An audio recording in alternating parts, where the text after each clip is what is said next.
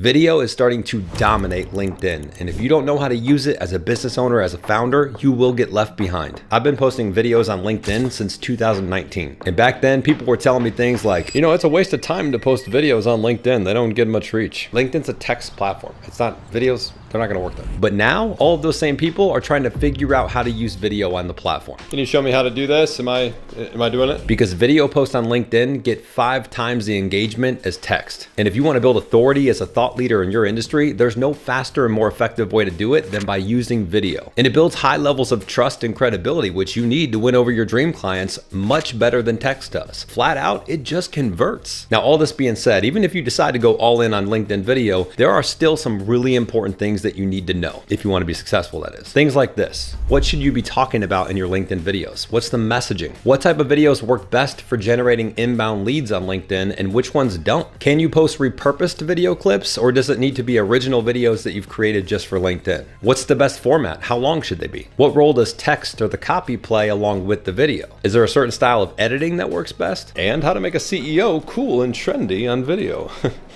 Can you do that? Or yeah, I can show you that too. But all that and more in this video. Let's get into it. Oh, and hey, real quick, as impactful as video is on LinkedIn, what's even better is positioning video as your 24/7 sales rep for your business. And I made a 5-part video series called the Video Sales Rep Series that shows you exactly how to do all this, and it's free. It's right in the description of this video, so make sure at the end of this video, you sign up for that. All right, so back to LinkedIn video. Let's tackle some of these questions or some of the things that are on your mind right now. First one being this: what should you talk about in your LinkedIn videos? What should the messaging be? Beware of the irrelevant content trap. And there's 2 ways that this shows up. One is more extreme, and then one is subtle, but can really hurt your results when you're talking about turning your video content into actual paying customers and revenue. So the first irrelevant content trap is you start making videos, but they don't really have much to do with your target clients, your dream clients. And a lot of people think, well, my whole strategy is to get on video and to make people aware of me, or to build trust by showing that I'm human. So I'm going to take a video when I'm walking through the park, or I'm with my kids, or I have a motivational quote that I love and I want to share that. But making people aware of you on video is not going to drive customer behavior. You're going to end up posting videos for months and months, maybe even years at a time. And you're going to find yourself going, why are none of these converting into customers? Because you are not laser focused on what their problems, desires, pain points, challenges are. The second kind of the irrelevant content trap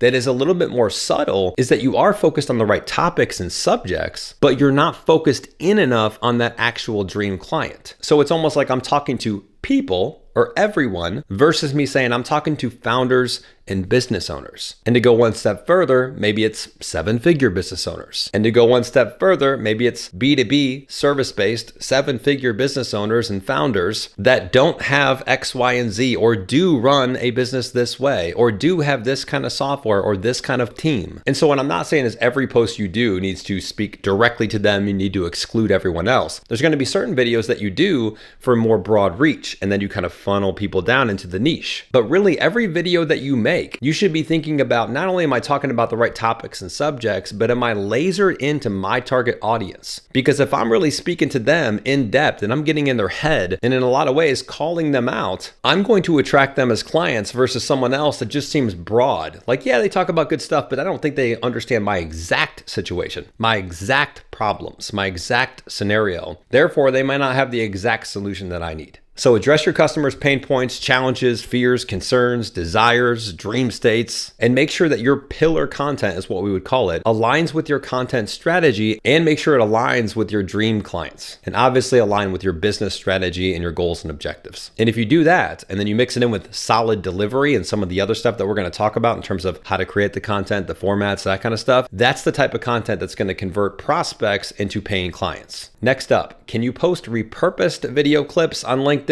or should you be only focused on original video content that you create from scratch? And when I say repurposed video clips, I'm talking about videos that you would get from chopping up a podcast, a live event, a speaking engagement, whatever it might be, and then repurposing those, editing those, and getting them out to LinkedIn. On the flip side, more original created content would mean we're sitting down and we're recording a message for our audience, for our dream clients. So when you do it that way, you can be more focused on every word that you say. You can be a little bit more selective with the hooks and the messages and the formats. videos. You can certainly unleash your creativity a lot more, but my answer is both. And I would say for me, it's probably 50% repurposed videos and 50% original videos created from scratch. Now, I do think in the beginning of your journey on any new social platform that you're going to get serious about, you should really think about creating original video content and content for that specific platform to understand how the audience engages there, to understand the algorithm and how it distributes content. And as you get a feel for that, then work in some of the repurposed videos as well. Because again, it is really important to speak directly to your audience. And sometimes it's a little bit harder to do that when you're chopping up those podcast clips or those speaking engagement clips. Definitely use those, absolutely. And we're going to talk about formatting and editing and the other things here in a second, so hang tight. But you really should be creating the original content and getting creative with how you deliver your message as you start to figure out the platform more and more. So for example, my first year, probably almost a year and a half on LinkedIn, all I did was create original videos. That made me a better video creator. It made me more in tune with my audience. I was pinpoint accurate with how I delivered my message. And then I started incorporating some of the repurposed videos. Now, I don't think you necessarily need to wait that long to do that. I think if you're good and you got a really good strategy on what types of repurposed videos are going to work on LinkedIn, then you can do it pretty much from day one. But always balance those two. And because I know this question is going to come up, hey, Alex, can I repurpose my TikTok videos, Instagram Reels, YouTube Shorts? Can I use some of those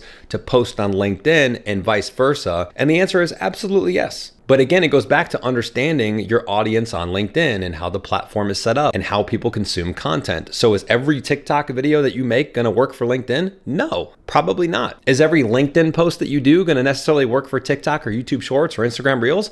Probably not. But definitely try to find the crossovers, right? Because that makes sense. It's more efficient. You can make one video potentially, or 5 to 10 videos, let's say, and you can potentially post those on different platforms. And maybe you switch things up a little bit where there's nuances of difference or the copy's a little bit different, but absolutely try and stretch those videos out as far as you can. The mistake I see people making is they do well on TikTok or Instagram Reels or even YouTube, and they haven't really respected the LinkedIn platform. So they just post like all the stuff they created there without thinking about, is this going to work on LinkedIn? And that typically just doesn't work. And of course, if you're gonna post some of that other content on LinkedIn or LinkedIn content other places, again, you just gotta make sure it aligns with your pillar content, your content strategy, and your overall goals and objectives. And it's tailored to the audience that you're trying to attract. Okay, so let's move on to more of the framework of how do you actually create these videos? Because we can talk about the messaging, the formatting and editing, which we're gonna talk about in a second, and a bunch of other stuff. But if we don't know how to create the actual videos, like if there's no actual framework to show you how 1, 2, 3, 4 to create the LinkedIn videos, then you're kind of a square one still in a lot of ways. So something that we use ourselves and then we also train our clients on is the GEMS framework. It's an acronym, and if you've seen a lot of my other videos, you might have seen those in there too. And the quick rundown is this. G stands for get clear on your audience and your message. Kind of what we talked about earlier, right? Make sure you're laser focused. Who are you talking to? Why should they care? What value or insights are they going to be able to extract from this? Are you addressing them specifically at times? The E stands for engage your audience with a strong and compelling hook. LinkedIn's no different than TikTok or Instagram Reels or YouTube Shorts in this way that you have to earn people's attention very, very quickly, or yes, they will scroll on, both with the video and with the text and copy there. The M stands for map out your key points so that you retain your audience and so that you stay on track. And then the S stands for sum up your message and inspire action.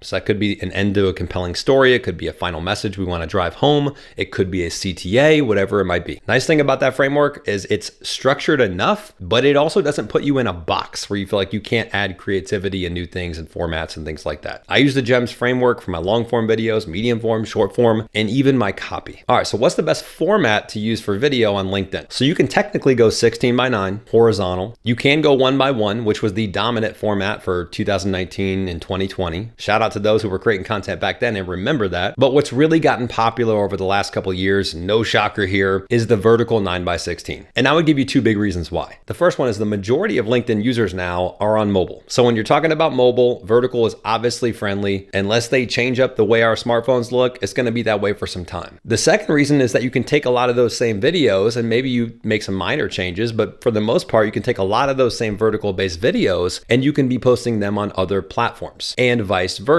So for us, it's just easier to create in that vertical format because it works for multiple different platforms. There was a point in time where we were doing 1:1, but then it's like, Where do you get that on the other platforms? Instagram pivoted to 9:16, YouTube Shorts is 9:16, and TikTok's 9:16, although they are experimenting with other formats as well. Now, I do want to mention thumbnails because people ask me all the time, like, should I be creating thumbnails for LinkedIn? Is it necessary or is it a waste of time? Here's my thoughts on LinkedIn thumbnails. I absolutely do have a thumbnail for every single video that I post, but I absolutely don't go off and create a custom thumbnail for every single video that I do. Then where the heck do you get the thumbnails is probably what you're thinking. I go into the video that I create and I run through until I get to a part where I feel like either through the captions or through what's on the screen from an editing standpoint, captures what the video is about. What's that place and time, if I could just screenshot it, that would kind of encapsulate what the video is about. So for example, if I'm talking about how to repurpose video content, there's probably a place in that video somewhere along that line, so that 60-second clip or whatever it is, where I say the key to repurposing your videos. And then I capture that caption on screen, I screenshot it, I just trim it into a 9:16 frame, and then I upload that when I go to upload the LinkedIn video because it gives you the option to upload or add a thumbnail. Thumbnails are not as big of a deal on LinkedIn as they would be on a YouTube, let's say, because most of the time when people are scrolling to the feed, that video is playing relatively quickly, where it's not like they're stopping and staring at it and looking at the title and the thumbnail and deciding whether or not they want to watch it. On LinkedIn, the thumbnail is really the text or the copy. And I'm going to show you the role that plays here in a second. But I do think thumbnails have a place because if people are searching through your videos, which you can now do way more easily now on LinkedIn through the profile updates, if you're going through that video archive, at least you've got a sense now as to what these videos are about as you're going through them. But are they critical to the video performance? No. Okay, how long should my LinkedIn videos be? Rule of thumb is I'd say anywhere from 30 to 90 seconds, although I think you can go up to 10 minutes on LinkedIn now. But you got to remember it's a feed-based platform, right? So people aren't expecting to see your videos there. So I think that somewhat shorter time frame kind of works, but I wouldn't try to say,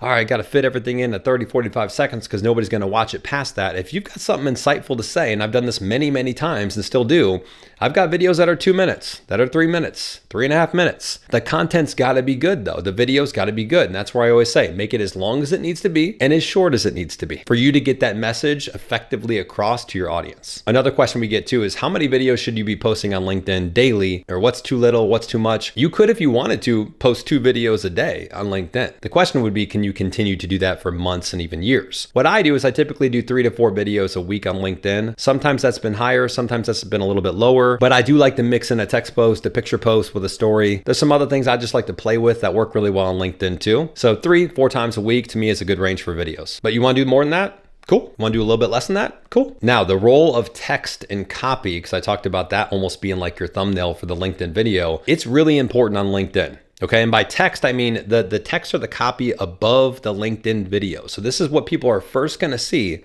when they scroll through the feed as it sits now. And you'll find what some people do is they'll read the text first, then go to the video. Some people just skim the text, they won't even go to the video. And some people go straight to the video, watch the video, may or may not watch the text. So if your text isn't good, you're going to eliminate probably 40 to 50% of your audience just because they're going to skim through the text to see if it's worth it to watch the video, or they're just going to consume the text, comment, and move on. So what your text shouldn't be is, I just made a video on X, Y, and Z, go check it out. That's not going to work. Also in the LinkedIn algorithm, there's such a thing called dwell time, where it takes into consideration how long someone sits on your post or dwells on your post. So if I give you more insightful copy and text and I give you the video, now I'm giving people more chances to stay on my post and therefore push it out to more people in my audience. Now I did make a video on this, what to post on LinkedIn, and I go into way more detail on how to write the copy there, what should be in there, how long it should be, what are good hooks and that kind of stuff. So definitely go check out that video after you watch this one if that's something you're curious about. That video goes into a lot more detail on LinkedIn outside of just video. But one little trick I use if I'm posting video content is I'll just transcribe the video in something like a Descript. And then I'll take that transcription, assuming I made a good video. It's got the hook, the format, everything in there. So I'll just kind of rewrite or tweak some things in the text, or potentially use AI, ChatGPT to help me kind of write that. And then boom, that becomes the copy or the text for the video. Now, when it comes to hashtags on LinkedIn, they are not very important there.